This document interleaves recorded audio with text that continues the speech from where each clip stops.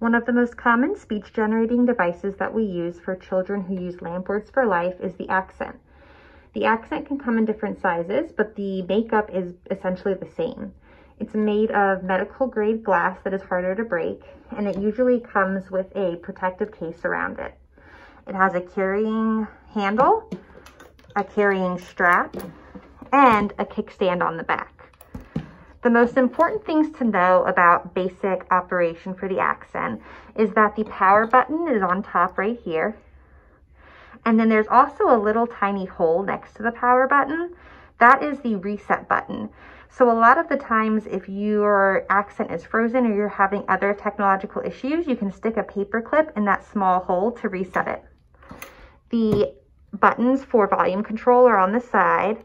And in the back, you'll see a charging port and then ports for things like headphones or USB drives. To view the different settings and to choose a vocabulary on the accent, you'll go to Menu, Toolbox, and then you'll see lots of different user settings. You'll go to Vocabulary and then select a vocabulary here. You'll be able to choose whether you want to do one-hit lamp, full, or something including buttons for visual impairments. So one hit means that the buttons activate the second you hit them, and the full means that you have to hit the buttons multiple times before continuing. The basic setup for the accent using lamp words for life is like this. When you press a button, it'll automatically speak the word and add it to a sentence bar. If you would like to create a complete sentence, you can add multiple words. So you might say, I want go. And then to have the entire sentence read, you tap that sentence bar at the top. I want to go. In order to get rid of the message, you can press clear here at the bottom. Once you have selected your child's vocabulary, you can go back to the main menu. Typically, all of the buttons will be shown.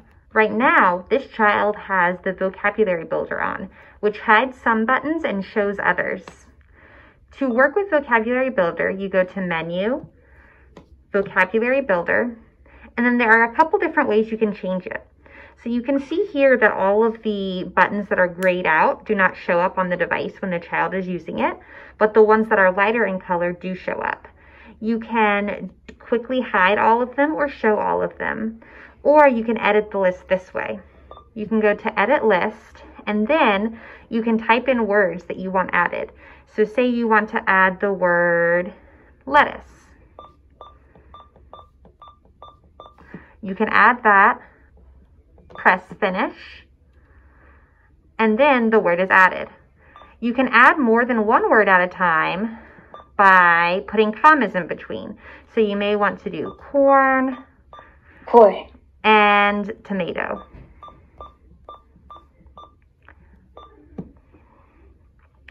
You can see that the words are added because they show up here at the top. If you've decided that you made an error and you want to remove those words from the Vocab Builder, all you have to do is click the X.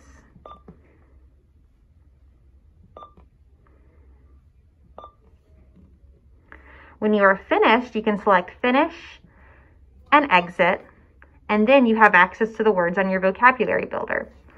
Another way to use the Vocabulary Builder is to go here and then to click on the words that you want to show. So if you decide that you want to show more words about work, you can select this, and then you can press the buttons you want to show. So you may want teacher to show, or speech, or OT.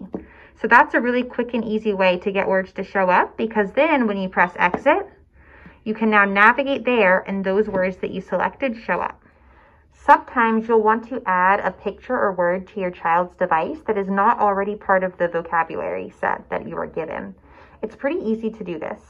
How you do this is you go to Menu, Editor, and then you navigate to the page that you want the new icon to show up on. So if I wanted to add my name, I may go here. And then I want to select one of the boxes that is grayed out.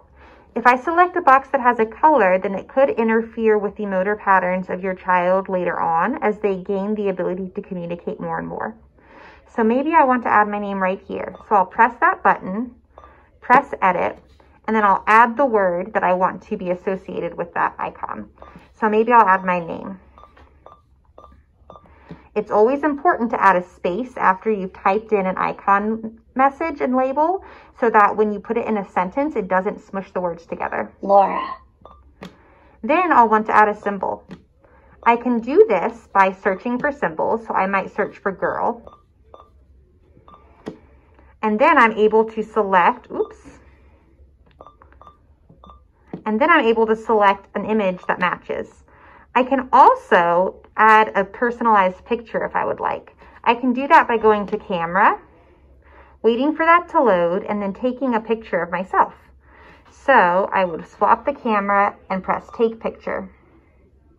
Then I have a picture that's associated with the icon label. When I'm done, I can press finished, and then you'll see that my name pops up there. You'll press save.